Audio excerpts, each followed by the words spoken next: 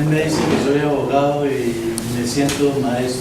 Soy licenciado en filosofía y humanismo, además de tinterillo. Dense cuenta cómo va el estómago. Estoy nervioso, tío.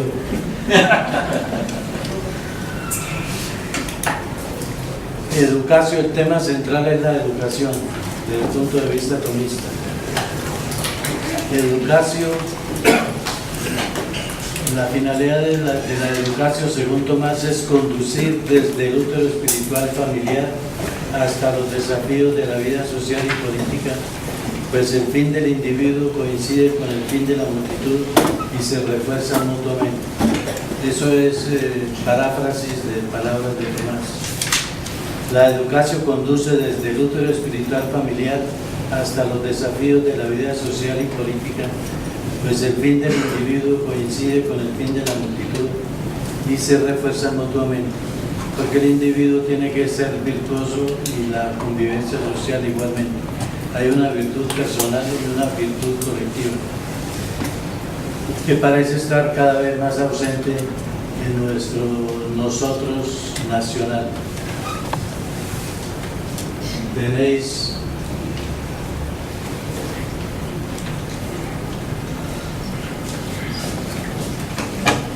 el doctor Valero me insistió mucho que diera esta charla, pero a veces pienso que ¿para qué escuchan ustedes a un viejo que no puede ser sino repetitivo? Y sobre todo hablar de Santo Tomás en una época en que se piensa que el viejo no fue viejo, sino el Tomás al morir después de 1274 quedó barrido. Sin embargo, el siglo XIII no lo barrió ni el XIV, ni el XV, ni el XVI, ni el XVII, ni el XVIII, ni el XIX, ni el XX, ni el XXI. Por algo, Leibniz consideró que Tomás de Aquino pertenecía a lo que él llamó la filosofía perenne, esa filosofía que mantiene redivivo al filósofo siglo tras siglo. Pero dirán ustedes, solo tienen redivivos los viejos, morirá definitivamente con ellos. Y con Parkinson peor.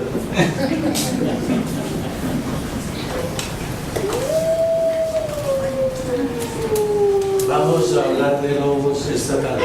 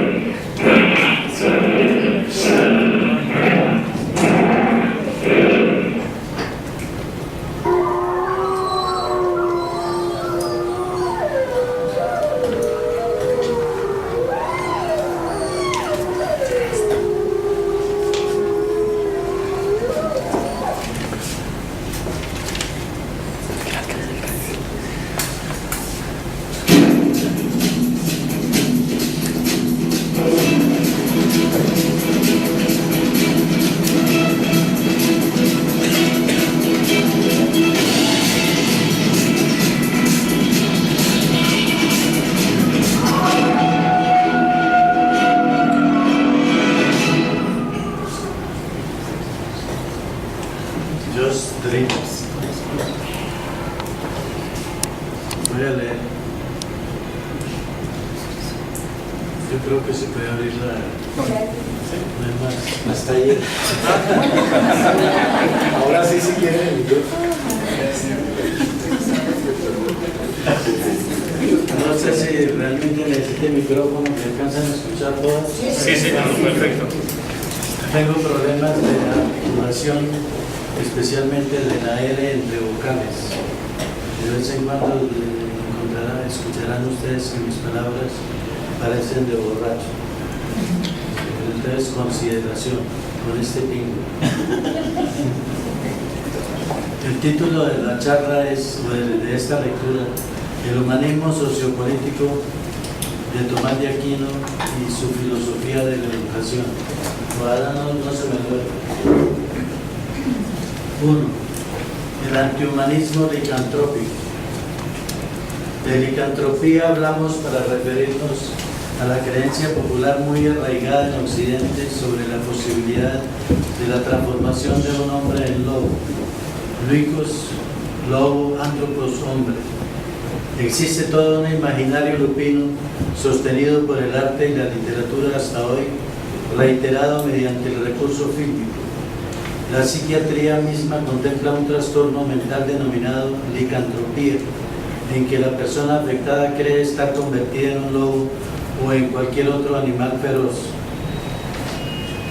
Los imaginarios lupinos se refieren a un animal que simboliza los rasgos de las peores amenazas a la seguridad convivencial: ferocidad, rapacidad, poder depredador, engaño, astucia maligna, crueldad, sorpresa aniquiladora. Cualquier parecido es pura coincidencia.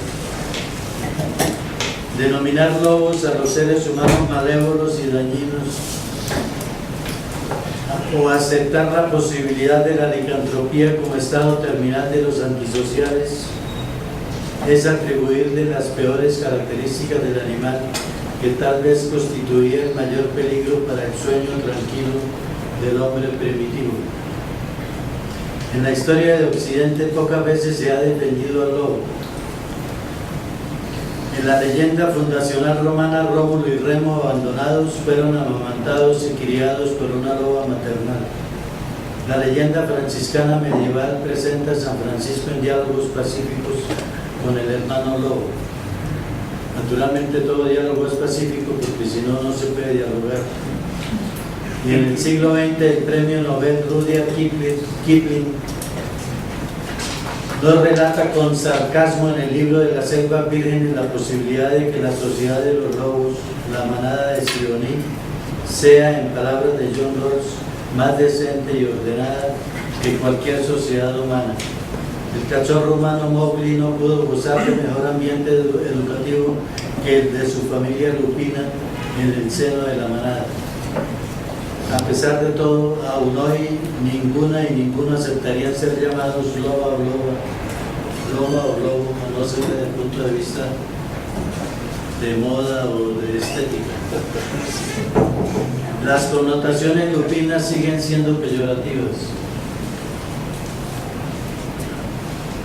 La comedia clásica latina echó a andar con intención de repudio la expresión homo homini lupus.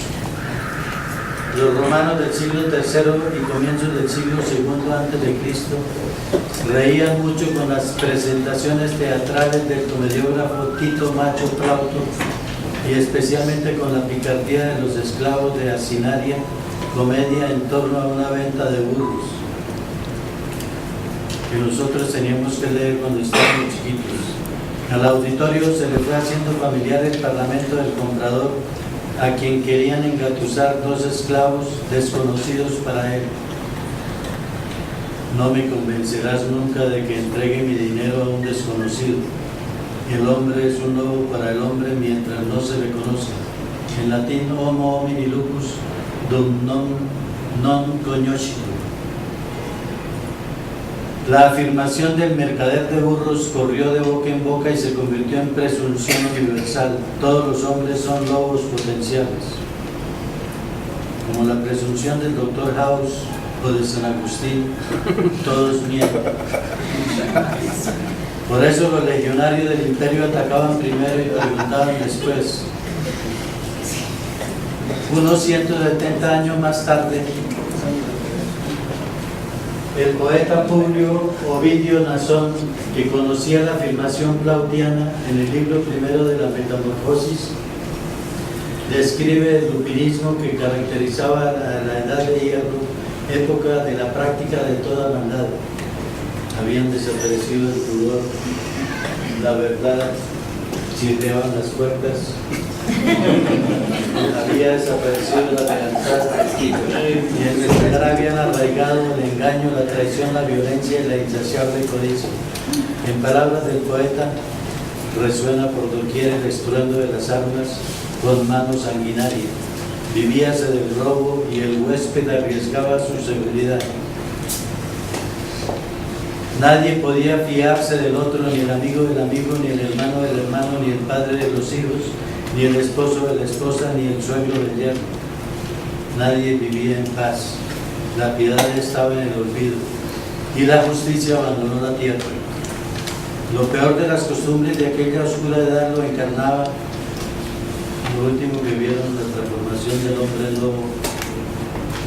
El rey Licaón, que en griego significa lobón, de hábitos canibalescos, cuyo nombre alude al peor de los lobos. El dios Júpiter, disfrazado de peregrino, corrió el riesgo de ser muerto y servido a la mesa de Licaón, y por ello tomó la decisión de metamorfosear a este en un desmesurado y terrorífico lobo que en vez de hablar daba fuertes aullidos, como ocurre con mucha frecuencia en Colombia.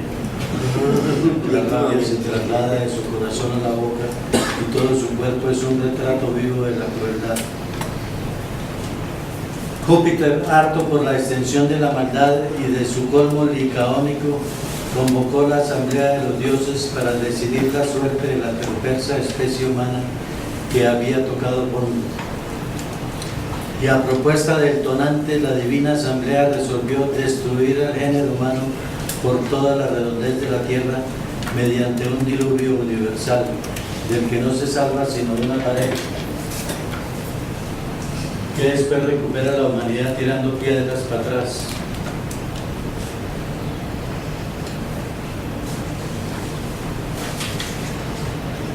El lobo, pues, era para los latinos alegoría natural del astuto y sanguinario opresor y del ventajista sin escrúpulos que se aprovecha de la ingenua confianza ajena.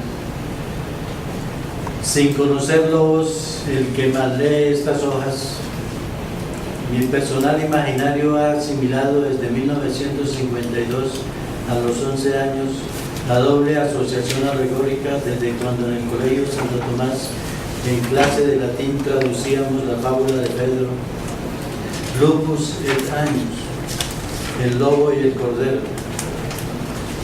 Lobo y cordero bebían en el mismo riachuelo de ladera, el primero en la parte alta y el cordero en la más baja. El lobo buscaba un pretexto para matar y comerse al cordero y alegó que éste le enturbiaba el agua.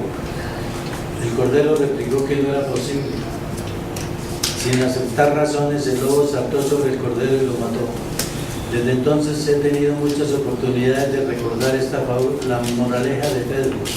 Esta fábula fue escrita por aquellos hombres que con falsas razones oprimen a los inocentes. Qui fictis causis innocentes opprimo. Este es un comentario pingo. Nuestros desplazados de todas partes deben recordar las razones que les alegaban para expulsarlos o matar a sus desprevenidos parientes, los hombres armados de uno u otro camuflado que aparecían al atardecer. Vos sos colaborador. No importa que le digan a uno, cualquier argumento vale. El dicho de Plauto, homo homini lupus, reforzado por la mitología poética, terminó por convertirse en principio antropológico ético que justificó y fomentó el choque entre el homo humanus romano del Imperio Romano y el homo bárbaro, de costumbres consideradas lupinas. Este principio práctico llegó a la Edad Media cristiana y sin duda fue objeto de meditación por Tomás de Aquino, quien dando muestras de su optimismo antropológico cristiano lo cambió por el principio opuesto, pasándose de pingo. Homo homini naturaliter familiaris et amicus. Es el aforismo central de la antropología y la ética tomista. Homo homini naturaliter familiaris et amicus. Familiares cercanos, amigos, lleno de benevolencia hacia mí y yo hacia él. El hombre es naturalmente para el hombre un familiar y amigo, como impulso espontáneo de donde brotan la sociedad y la organización política. No es el animus lupinus lo que demanda la asociación y la vida política como alternativas defensivas. son la familiaritas, que implica cercanía y semejanza, y el animus amicalis, que supone benevolencia, los que hacen al hombre apto para la intersubjetividad y la vida social. 2. ¿No se ha dormido ninguno?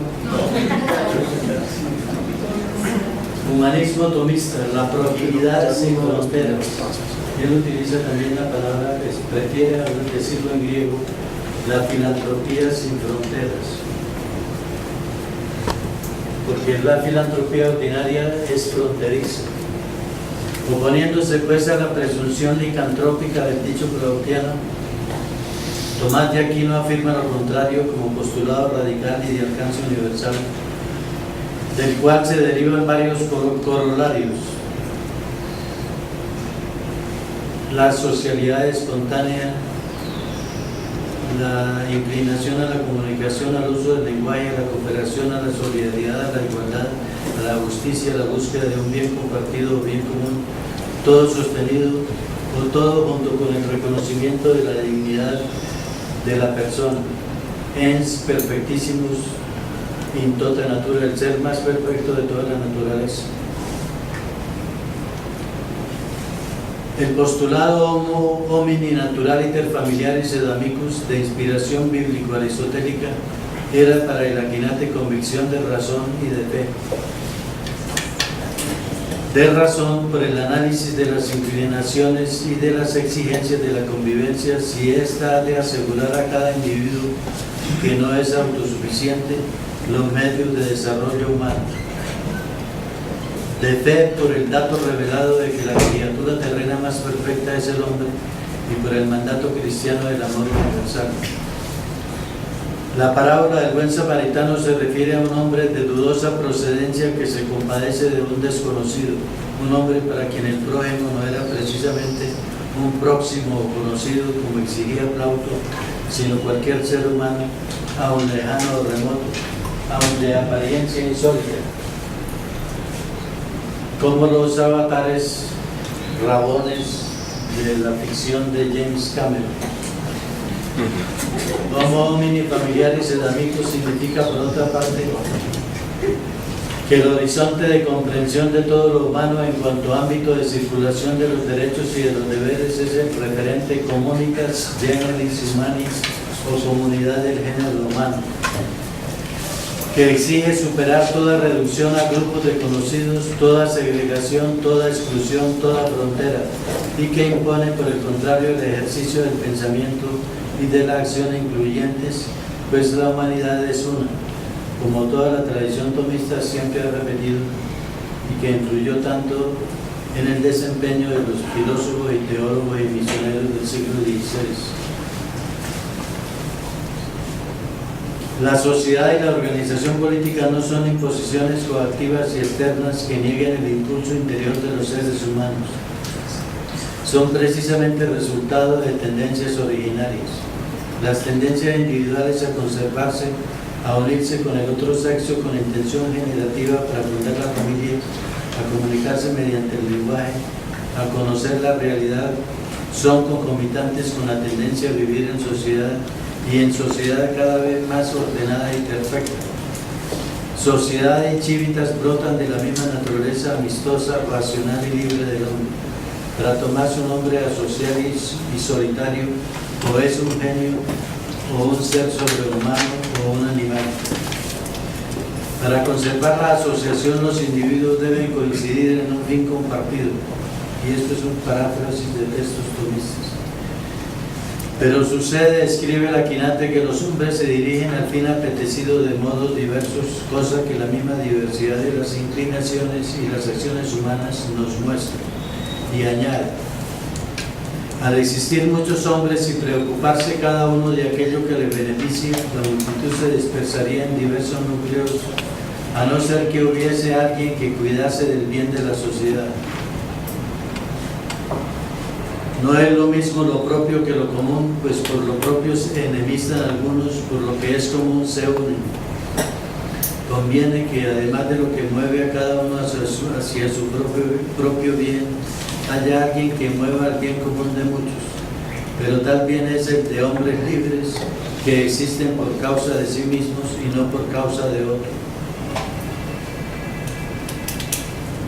La forma primaria y más elemental de asociación a que impulsa la naturaleza humana es la familia, la cual, aunque insuficiente, es el útero espiritual radical que forma a la persona para ingresar a la comunidad política, más perfecta porque puede responder a todas las necesidades básicas del hombre. La familia prepara dentro del bien común económico o bien de loicos o bien de la casa, que implica conjunto de relaciones afectivas, formas de protección e instrucción, vivienda y medios de vida cotidianos. Después, por metáfora, se trasladó el término a la vida colectiva para acceder al bien común político. Y este debe procurar la vida buena social, que supone 3 requisitos: unidad en la paz, hábitos operativos virtuosos y suficiencia de bienes corporales. Estas son condiciones tanto para la permanencia del todo social como para el desarrollo de la vida personal, que busca la felicidad con la guía de la propia razón. Él distingue 2 felicidades: la relativa terrena, que es inestable, pero que se busca y se logra, y la definitiva transtemporal, que es la felicidad perfecta de la que no sabemos, sino que aspiramos.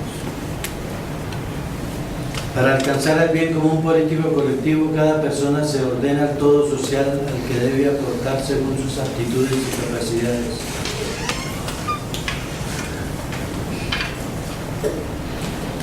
Y está llamada a vivir la amicitia concilium, la amistad interciudadana o benevolencia recíproca entre ciudadanos. Pero no se ordena la sociedad política según su ser total ni según todo lo suyo. Hay algo que la vida política no puede alcanzar. Lo político no absorbe todo lo social que se expresa en otras esferas de amistad y familiaridad y que dan origen a otros bienes comunes.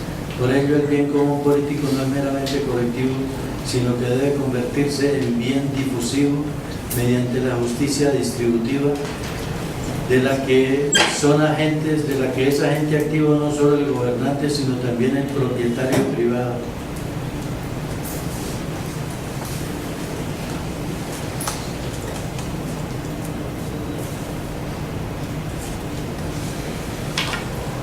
Este aspecto del bien común se encamina a fortalecer a las personas y a los grupos según particulares necesidades o exigencias de nuevas asociaciones.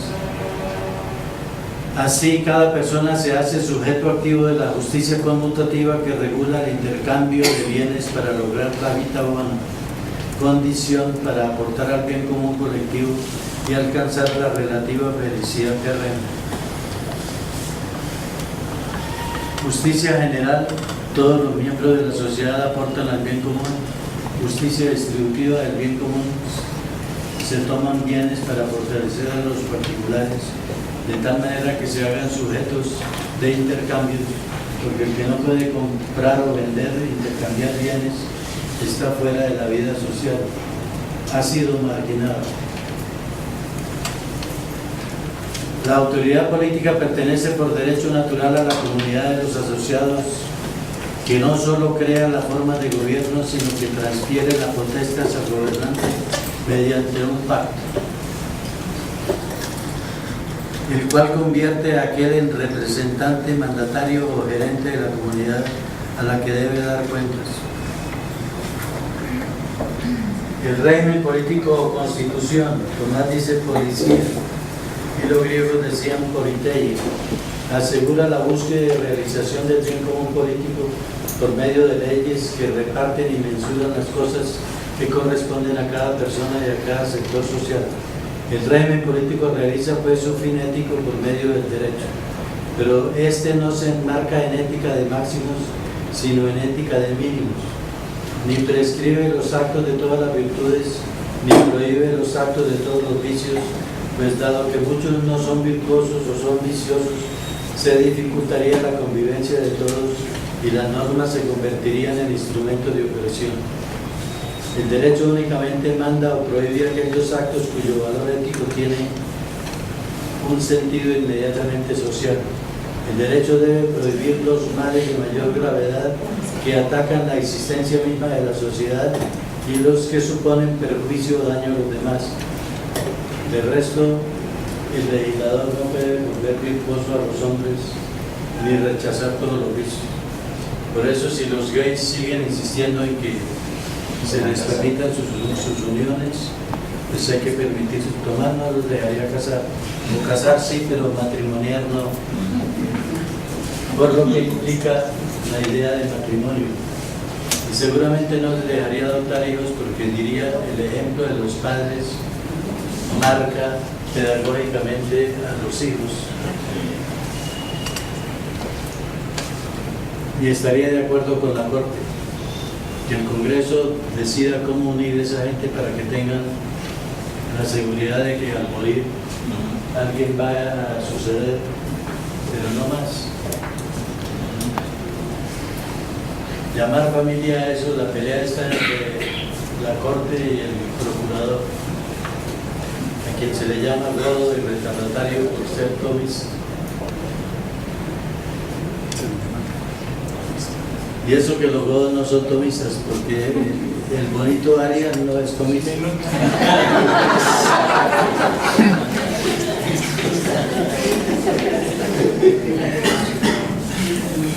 Parece, siguiendo en esta paráfrasis, porque no es sino paráfrasis de textos tomistas, parece como si el postulado universal homo homini y familiares edanicus terminara en el olvido de la comunidad del género humano, reduciendo la inclinación a la socialidad al fenómeno de la sociedad política nacional, que por naturaleza aísla y opone, dando primacía al ciudadano sobre el hombre.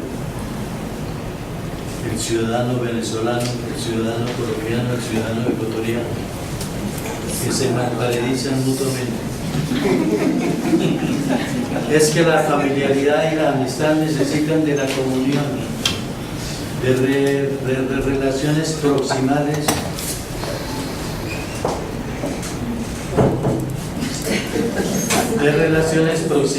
para madurar en la interpenetración interpersonal de intereses. Pero la proximidad sin fronteras exige que la comunión no se cierre en un nosotros de barras bravas, sino que conserve la potencialidad cosmopolita. La proximidad sin encuentro de subjetividades como aprendizaje para abrirse y acoger a los extraños se esteriliza. Un movimiento intensivo de intersubjetividad inmediata y otro extensivo dispuesto a la benevolencia sin discriminación, en un continuo movimiento de sístole y diástole. En la convivencia que permite compartir tiempo y espacio debe estar presente la conciencia de la coexistencia con los demás seres humanos con quienes no se comparte sino la contemporaneidad. La conciencia del destino de toda la humanidad debe nutrir los destinos comunitarios para evitar que se conviertan en proyectos excluyentes y agresivos.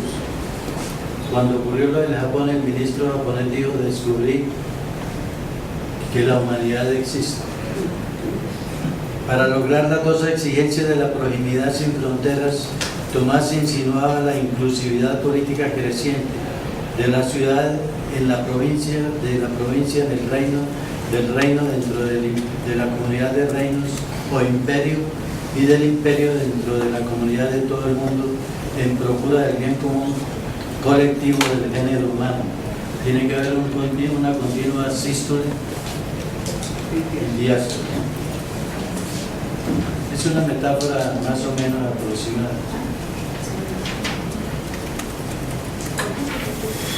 3. La proximidad sin fronteras tomista no es ingenua. Habíamos dicho que Tomás se pasaba de pingo cuando quiso oponerse al dicho de Plaut. A pesar de que Tomás opone el homo homini familiaris sedamicus al homo homini lupus, reconoce que el lupinismo acecha la convivencia ciudadana, al régimen político y al bien común, pues la envidia, el beneficio de sí mismo, el afán de riqueza, la codicia, la avaricia, el honor,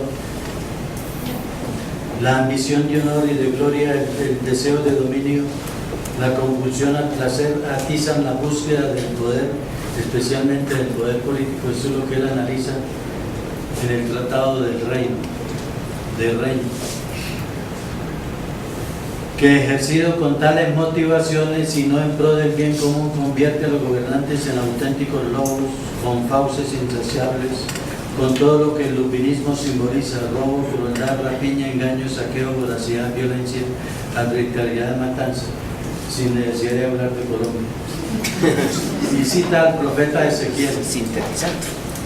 sus príncipes se hallan en medio de sus súbditos como lobos que desgarran su presa, que derraman sangre haciendo perecer a la gente para robar sus bienes.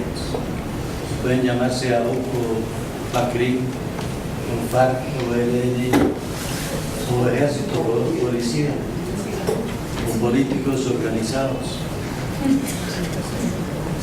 El lupinismo político integra lo propio de toda bestia voraz, del león rugiente, del oso hambriento y del animal salvaje, que son los símiles que repite continuamente Tomás.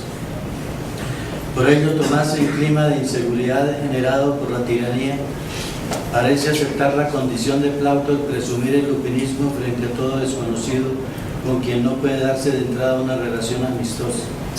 Le hace una concesión a Plauto. Parece que está uno más seguro con los conocidos. El gran doctor analiza la forma de licantropía política y les da el nombre de tiranía, en el sentido de que el gobernante desprecia el bien común buscando el suyo y oprime a sus súbditos de mil maneras. A lo largo del regno, Tomás arremete con calor contra los tiranos y la tiranía, que se presenta primero como forma corrupta de la monarquía, pero después aplica el término a toda forma corrupta de gobierno, ya que el concepto se refiere sobre todo a que el poder no se ejerce con miras al bien común. De ese modo se da la tiranía de uno solo, en la degradación monárquica, la tiranía de alguna minoría por la degradación aristocrática y la tiranía de la mayoría en la degradación democrática. La forma peor de tiranía es la del déspota solitario y la menos mala la tiranía de la demagogia, porque la demagogia es inestable, mientras que la tiranía oligárquica ocupa la posición intermedia.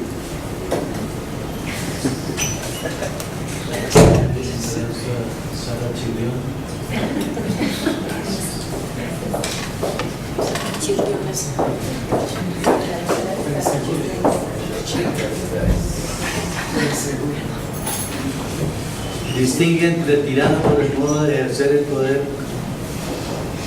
y tirano por la forma como ha llegado al poder.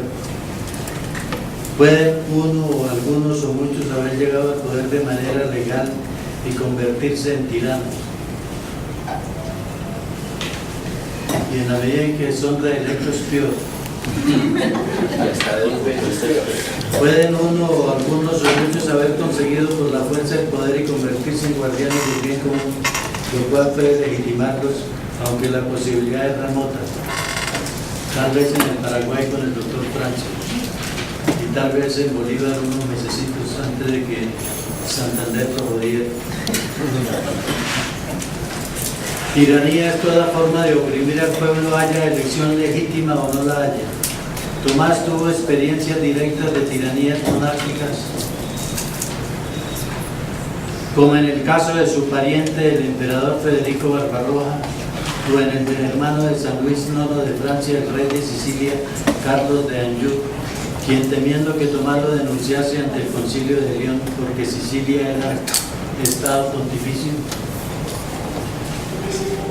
según muchos historiadores autorizados, lo mandó envenenar en 1274. No murió de gordo ni de grande ni de diabetes, sino envenenado por el tirano de Siracusa.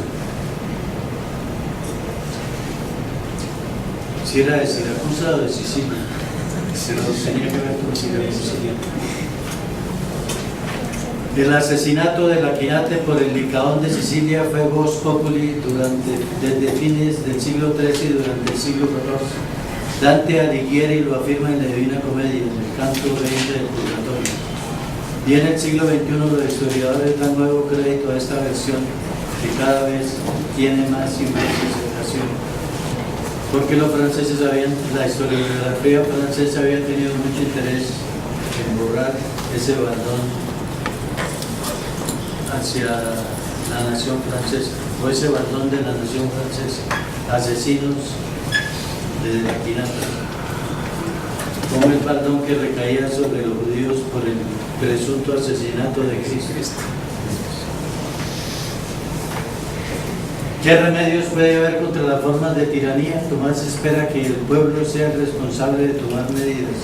Señala en De Reino que si se trata de monarquía electiva, al pueblo se impone la precaución y el acierto al elegir, valorando las inclinaciones del elegido. Escuchando a Samuel Moreno cuando fue hecho alcalde, el pueblo debió haber pensado que no era elegible. Cuando Moco le preguntó si hay que cometer alguna pública inmoralidad, dijo, si la situación lo demanda. En segundo lugar, el pueblo debe convenir una organización o régimen que no dé ocasión de exceso ni de extensión. La segunda elección de Uribe y la tercera elección de Chávez. En tercer lugar, debe la multitud controlar el ejercicio del poder, discerniendo sus perversiones. En cuarto lugar, el pueblo ha de oponerse abiertamente a los desvíos o excesos patentes. En quinto lugar, si la tiranía es soportable, el pueblo debe tolerarla algún tiempo, porque no hay mal que dure 100 años. Para prevenir males mayores, evitando reacciones privadas y si es posible acudir a una autoridad superior con poder de destitución, pero no a los gringos, como hicieron los de Panamá, los griegos. Vengan a salvarnos. Tomás sostuvo que las leyes injustas fundadas en intereses tiránicos no eran en absoluto leyes, sino actos de violencia, ladridos licaónicos. Si los autores de tales leyes adquirían el poder mediante la violencia o la corrupción, estaba permitido derrocarlos. Aceptaba la desobediencia civil e incluso la rebelión violenta en caso de que la obediencia resultase inmoral. Reconocía la necesidad de la resistencia activa contra quien usurpa el poder y en caso de no ser posible el recurso a una instancia superior, admitía que se le diese muerte para liberar a la patria, pero no por decisión privada. Varios dominicos a lo largo de la historia tomaron la decisión fundados en Tomás. El confesor del rey francés, Enrique de Navarra, lo absorbió y después le metió el puñal porque la ciudad de París había declarado al rey tirano. Claro que ahí mismo lo cogieron y murió con el rey, como la pola con el lobo. Para contrarrestar en lo posible los riesgos de licantropía política o tiranía de uno, de algunos o de las mayorías, Tomás propone una de las modalidades de régimen mixto analizadas siglos atrás desde Polibio, fusionando principios de los tres regímenes considerados legítimos: monarquía, aristocracia, democracia, a fin de integrar en una pirámide unitaria, en una pirámide sólida, la unidad del primero de la monarquía, la excelencia del segundo de la aristocracia, la excelencia de la aristocracia parlamentaria nuestra y la participación del tercero. Unidad, excelencia, participación son los fines sociopolíticos de todo proyecto educativo. El maestro que no forme para eso no sabe para qué está educando. Escribe Tomás en la cuestión 105 de la prima segunda de la suma teológica. Ese es el texto celeberrimo. Para la buena constitución del poder supremo en una ciudad o nación es preciso mirar a dos cosas. Textual. La primera, que todos tengan alguna parte en el ejercicio del poder, todos. Pues por ahí se logra mejor la paz del pueblo y que todos amen esa constitución y la guarden. La segunda mira a la especie de régimen y a la forma constitucional del poder supremo. Y renglones más adelante, la mejor constitución o mejor politeia, como decían los griegos, o mejor policía, como decía él. De ahí viene la palabra policía, guardián de la polis, guardián de la Constitución, el hombre de verde. La mejor constitución en una ciudad o nación es aquella en que uno es el depositario del poder. Hay ventanas abiertas.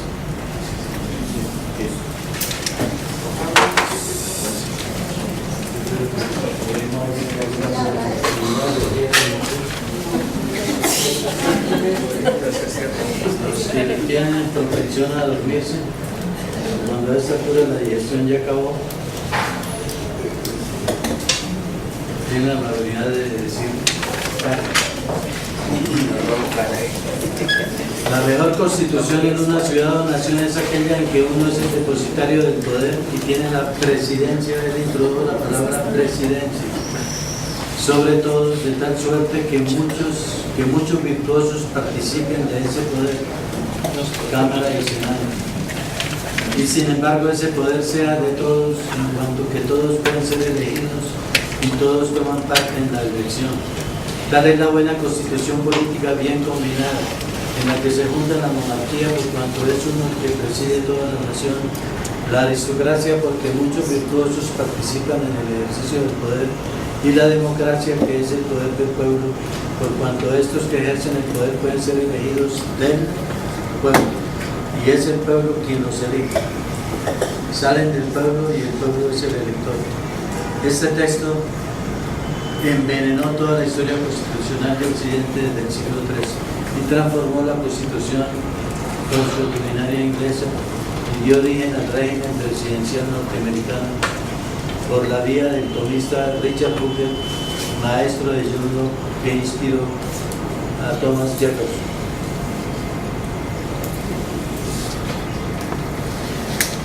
Él habla aquí de la necesidad de que los mejores son los virtuosos.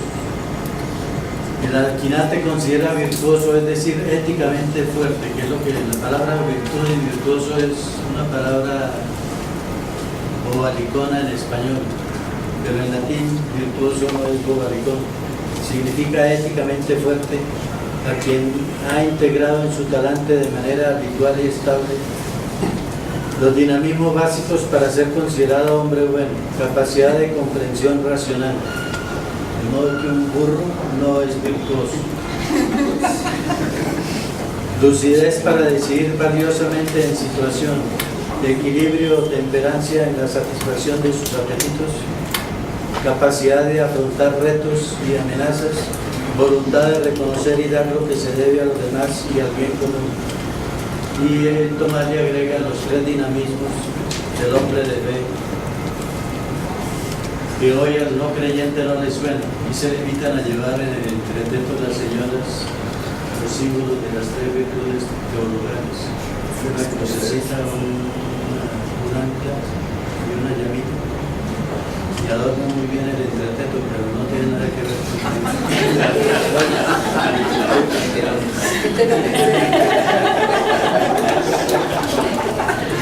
con los electores deberán tener en cuenta que la riqueza sigue tomando. Los electores deberán tener en cuenta que la riqueza es un fundamento malo e injusto para un régimen político, a no ser que sea la búsqueda de la riqueza colectiva a propósito del bien común económico. No puede ser criterio de elegibilidad, pues el criterio básico válido es la virtud y la capacidad. Por el riesgo de que la riqueza se convierta en motivación para ejercer las potestas, hay que evitar escoger a los ricos o acomodados, codiciosos o avarientos, morenos, hindúes y gente de ese rayo, y a los pobres avariciosos, que son un peligro, todos comparables a sanguijuelas insaciables, como dice Tomás.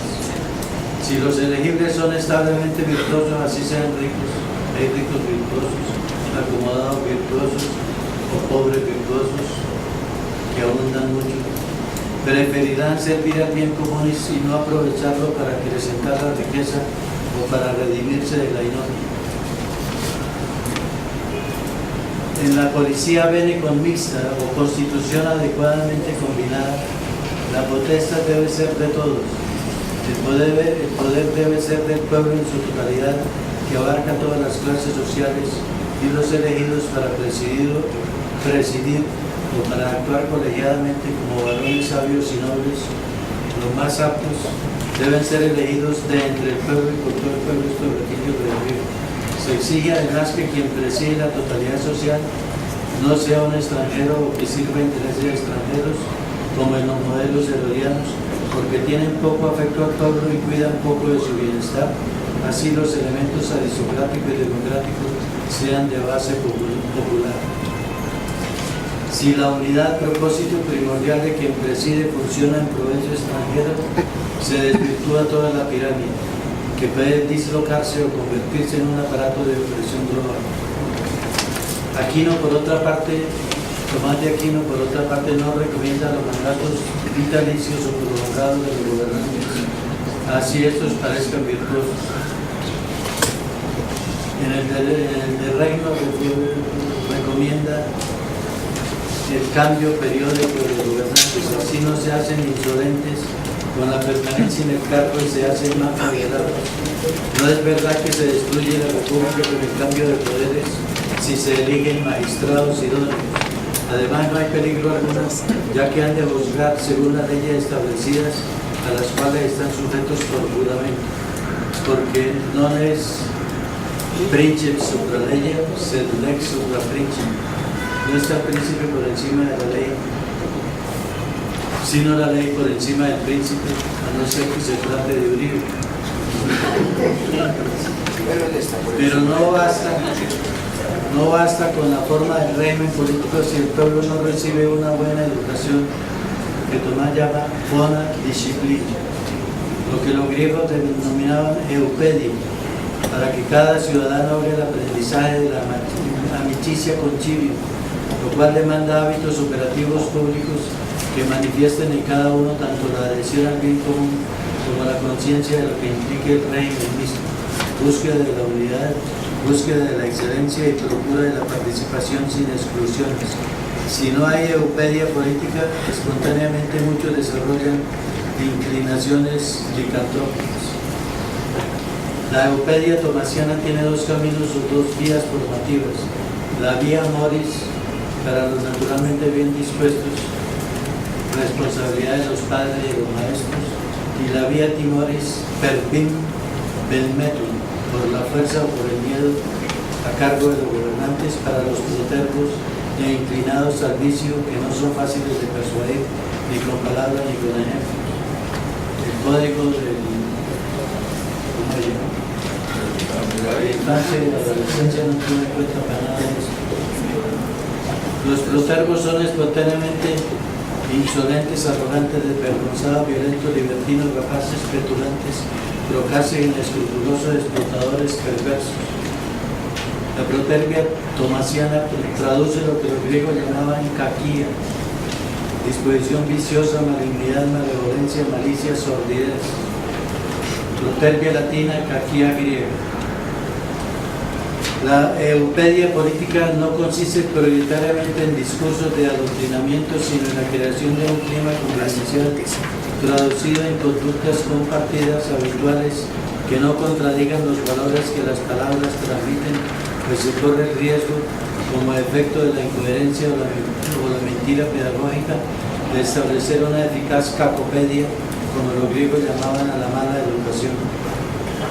¿Qué parece haber echado raíces en distintos medios de nuestra nación?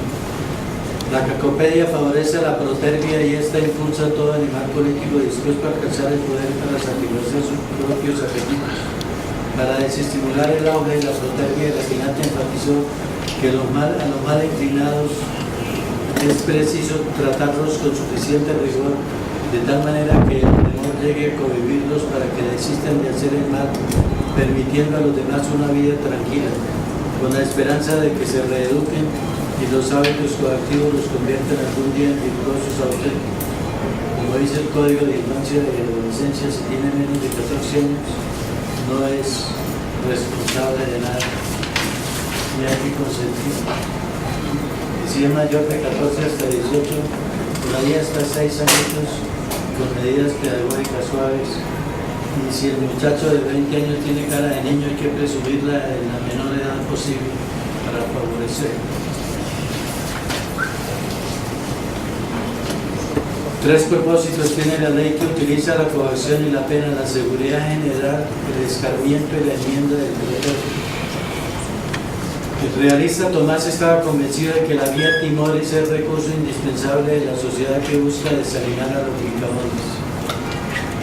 Punto 4. Suerte posterior del humanismo realista de Tomás de Aquino. Esta sociovisión tomista, que no parte del pesimismo licantrópico, pero que lo tiene en cuenta al proponer un modelo de constitución política, fue mantenida como criterio operativo por los tomistas posteriores y por la tradición dominicana. Llegó al siglo XVI e inspiró a los teólogos budistas de la Escuela de Salamanca. Estos retomaron la fenomenología sociopolítica descrita, afirmando que el hombre es naturalmente social a la luz del homo homini naturaliter familiaris et amicus, como postulado de alcance universal. Fray Francisco de Vitoria, fundador del Derecho Internacional Público, en la reelección primera sobre los indios, señala como título legítimo básico derivado del postulado anterior: la sociabilidad y la comunicación naturales, título que implica la libertad de desplazamiento, el encuentro pacífico, el cultivo de la amistad, la comunidad de todos los bienes del planeta, el intercambio comercial. Vitoria afirma rotundamente: non homini homo lupus est, ut ait Ovidius sed homo, rechazando toda licantropía determinista. El hombre no es un lobo para el hombre, como pensaba Ovidio, y antes de él Plauto, sino hombre. Imbuidos los primeros misioneros dominicos de la sociovisión descrita, los primeros misioneros dominicos imbuidos de la sociovisión descrita no presumieron que los extraños recién descubiertos debían ser vistos como lobos, sino como familiares y amigos, lo cual les permitió con indignación comprobar el trato humano que se les daba. Por eso en 1511 lo celebra la Universidad de Santo Tomás, en el año 2011, el 21 de diciembre.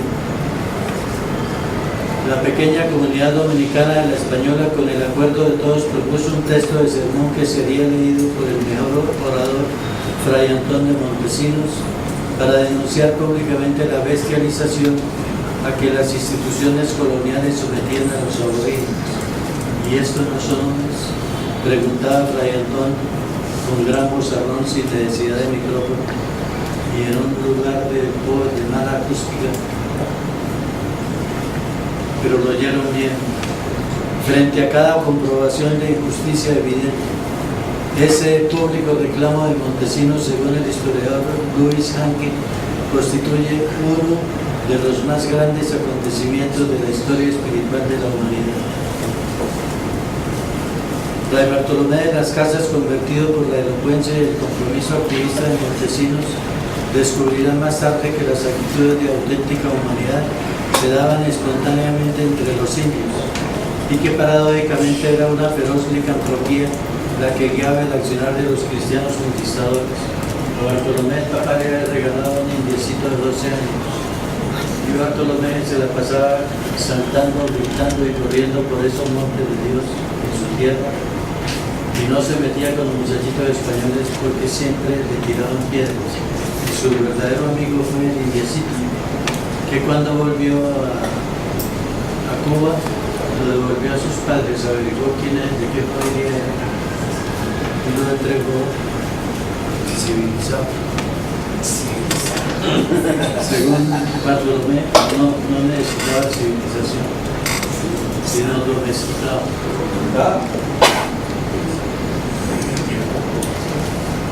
Inicia su manifiesto de denuncia brevísima relación de la destrucción de las Indias, relatando: en estas ovejas mansas entraron los españoles, desde luego que las conocieron como lobos, que tigres, que leones crudelísimos de muchos días hambrientos. Y refiriéndose en concreto al nuevo reino de Granada, dice: le pusieron por nombre el nuevo reino de Granada porque el tirano que llegó primero a estas tierras era natural del reino que acá se llama de Granada, y porque muchos inicuos y crueles hombres de los que allí concurrieron de todas partes eran lobos, insignes, carniceros y derramadores de la sangre humana, muy acostumbrados y experimentados en los grandes pecados. Por eso han sido tales y tantas endemoniadas obras que han excedido a muchas y no a todas en las otras provincias, y esa de la Nueva Granada está por acabarse. Y lo está diciendo él como 30 años después de la conquista. Entre esos crudelísimos hombres estaban Gonzalo Jiménez de Quesada, Sebastián de Benalcázar, que puso en Chía venta de carne de muchacho indio para cebar perros. Mataban los muchachitos de Chía y los vendían en una carnicería a la entrada de Santa Fe. El gran Sebastián de Benalcázar, fundador de carne,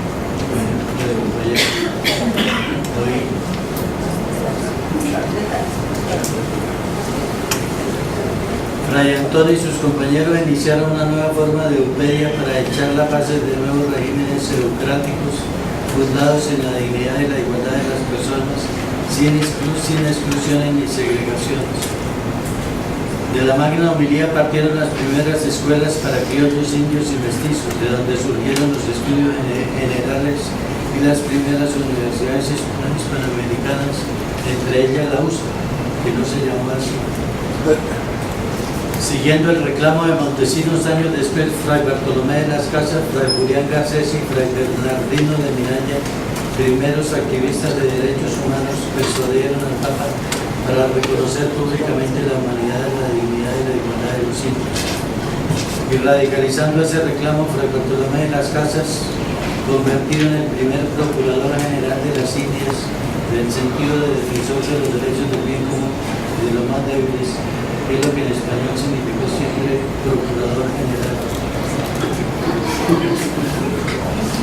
Describió su de regia potestate del poder real, donde reivindica nuevamente la necesidad del régimen mixto tomasiano, cuya base es la voluntad del pueblo español boliviano, que ha pactado con el soberano, obligado a tener en cuenta el consentimiento de sus súbditos.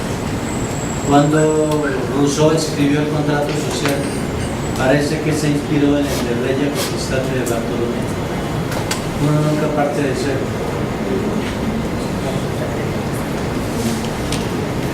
El régimen mixto, como les decía, influyó en la historia constitucional de Occidente. Cambió la mentalidad constituyente de los ingleses, de los franceses, de los norteamericanos y dio origen al régimen presidencial hispanoamericano, que fue recibido directamente por Antonio Nariño, a quien ustedes vieron el día que mataron a no lo mataron porque estaba preso de Salvón, entonces llegó esa noche. Tal paradigma opera como modelo transnacional que influye no solamente en el surgimiento y maduración de las democracias europeas y norteamericanas, sino que llega a los orígenes mismos de las nuevas repúblicas excoloniales de comienzo del siglo XIX en Hispanoamérica. Ya se me está engordando la lengua. En vísperas de la independencia de la Nueva Granada, en época de reclamos criollos, el régimen tomasiano se esgrimía como instrumento de crítica política. En el punto 59 de la defensa de don Antonio Nariño ante la Real Audiencia en 1795, el precursor y su abogado defensor afirmaban que comparada la teoría del régimen mixto de Tomás con la máxima de los derechos del hombre, aquella resultaba más decisiva, más clara, mucho más fuerte desde el punto de vista de la realidad neogranadina. ¿Y para qué hablar? Punto quinto, la sociovisión tomista y la situación colombiana actual. ¿Para qué enfatizar en eso? Ya lo sabemos. Veamos algunos párrafos. Hay que afirmar que nuestro régimen mixto colombiano, aunque teóricamente se inspira en el triángulo tomista que funda el principio de los regímenes justos, en la práctica, por nuestras viciosas raíces pre-republicanas y republicanas. ¿Cuánto tiempo me queda, doctor Valero? Media hora. ¿Cuánto? ¿Media hora? Yo creo que pierde el entusiasmo.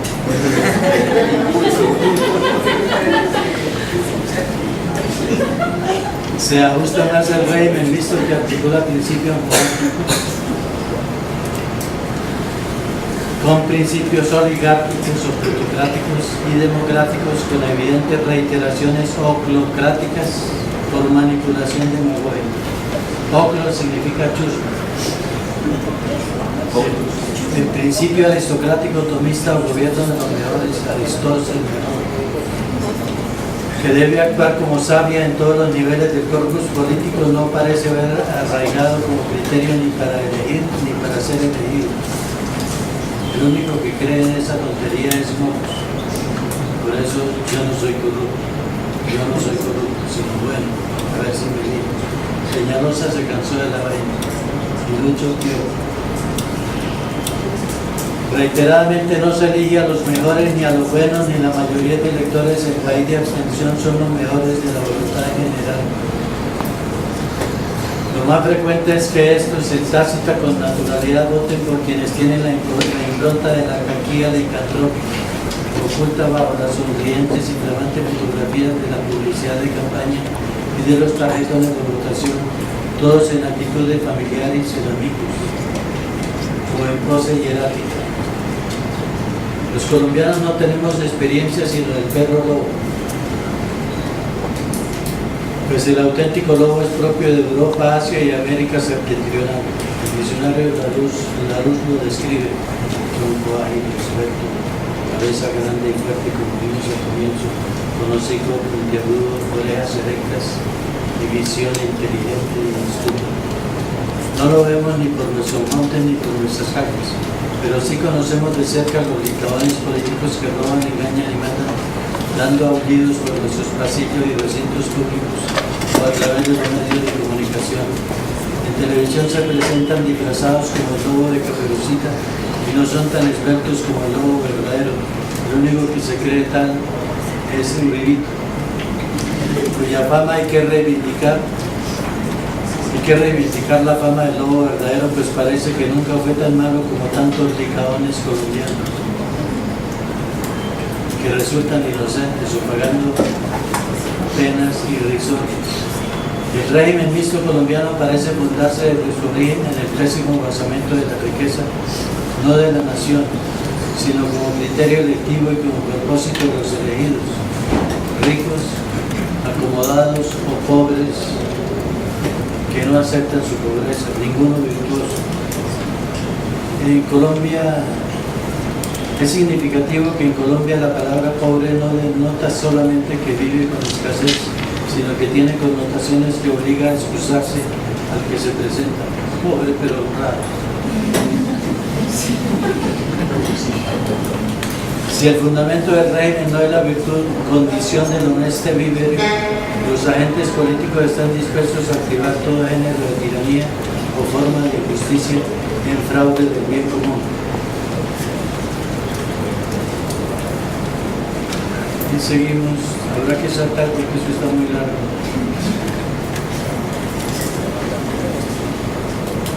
Todo está indirectamente dicho. La clase política colombiana considera natural perpetuarse en el poder como resultado de la arraigada convicción de sus representantes de hinchada autoestima de que la democracia es una mascarada y de que la verdad práctica política es la del dicho atribuido a los narcofieles suaves.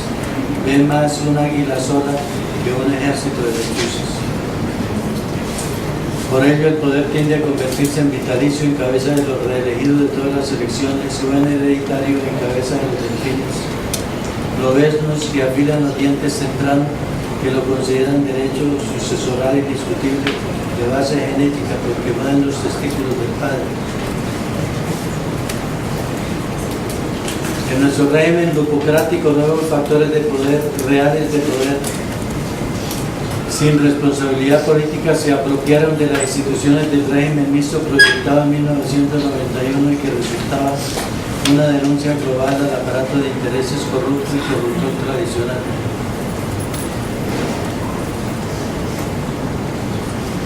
Llevamos una hora. Me dijo que hora y media.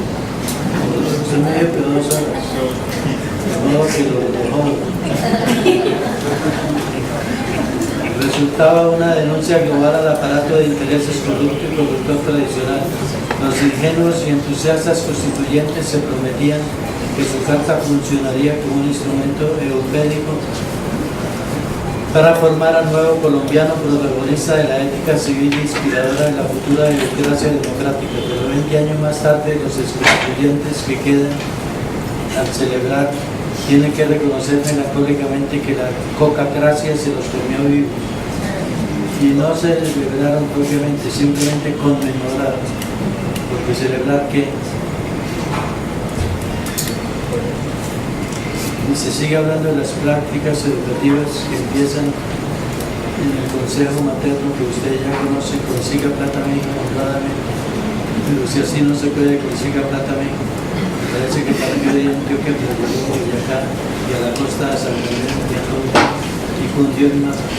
Llegó hasta México. Consejo de la Cucha si se trata del estrato 0 o de Mami, del estrato 7 plus.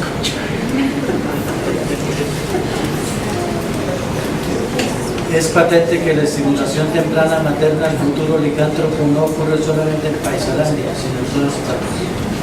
Pero los paisas fueron modelos en la década del 80.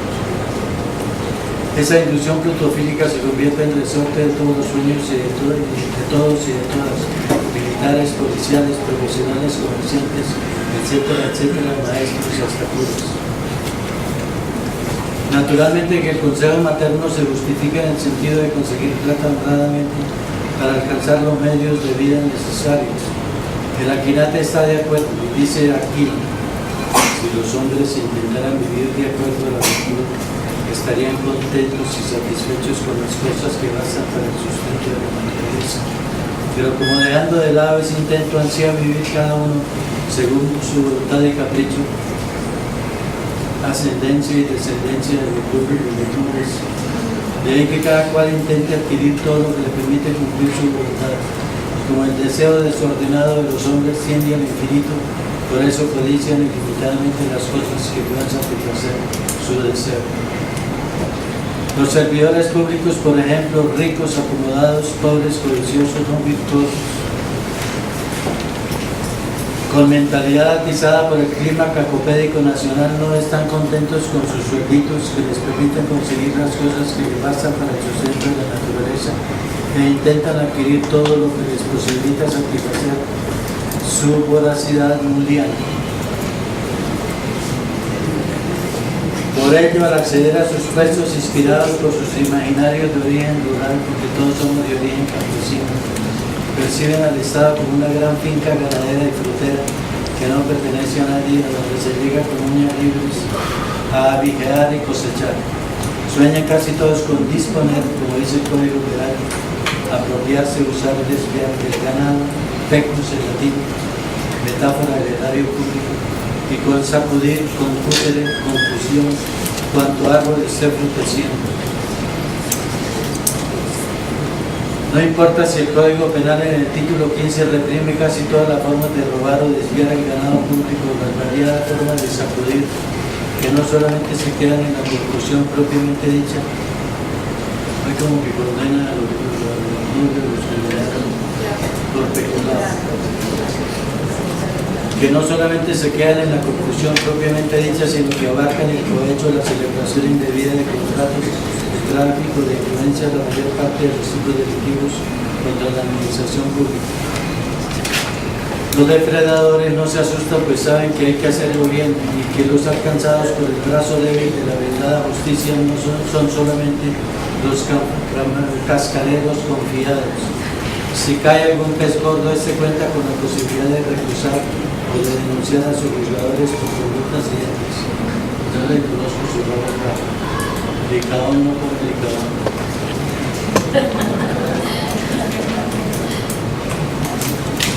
Bueno, la pedagogía refuerza la autoestima, el poner la pata a los demás, el ser echados para adelante, el ser guerreros, el ser avispados, refuerzos de la protervia que denunciaba Tomás.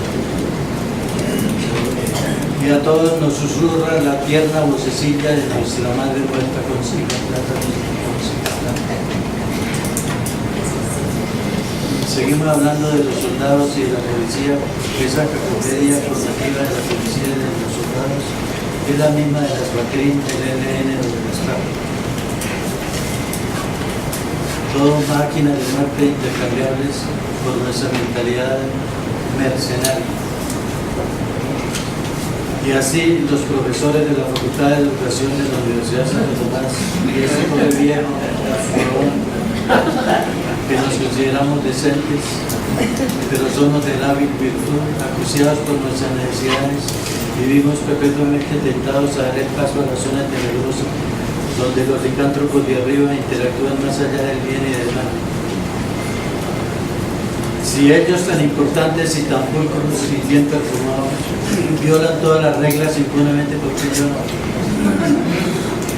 Recuerda Tomás comentando a San Agustín que la felicidad del delincuente se nutre de la impunidad penal y esta hace fuerte a los descendientes del delincuente y refuerza su mala voluntad. El delito exitoso del poderoso se torna ejemplar y con esta toda inconducta. Pero para Tomás nada debe quedar impune. La vindicación o exigencia de hacer pagar al injusto es una auténtica virtud social. Junto con la virtud de la prudencia, la justicia, la templanza, etc. El educador debe educar para la vindicación. La considera que introyecta la convicción de que nada debe quedar impune. Vindicación. Como dice el Procurador General, el que la hace, la paga. Si el dios Júpiter, que Ovidio, pero no hablemos del dios Júpiter. El mismo Código Penal colombiano que repertoriza y tipifica las no frecuentes y previsibles caquías licantróficas sigue siendo por los esguinces que permiten su aplicación en debate adversarial, como se dice ahora en el sistema acusatorio. La carta magna del delincuente, como decía Franz dice en el siglo XIX. Todo licadón sabe que de él no se presumirá que sea lobo, sino lo contrario, que es homo hominis lupus. La presunción legal frente al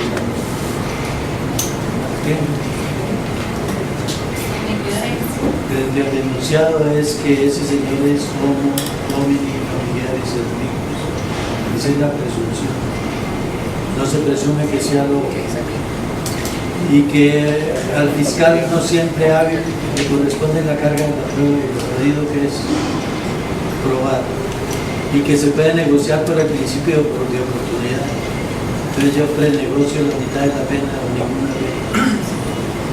Todo licadón que se respete sabe además que no será tratado como los lobos o desarrollados semejantes a chacales o a perros sabrosos que irán a cárceles sórdidas y no a hoteles de retención de máximo confort, que eufemísticamente se llaman máxima seguridad. En la medida en que el licadón es más importante y su delito más dañino, se hace merecedor al mejor trato. Y si delinque uniformado, no importa si al presunto se le atribuyen desapariciones, matanzas, violación de niños, muerte de niños, falsos positivos, su juzgamiento será difícil, pues el estruendo de las armas, como dice el libro, espanta e inhibe a los fiscales, jueces y testigos, por lo que quieren.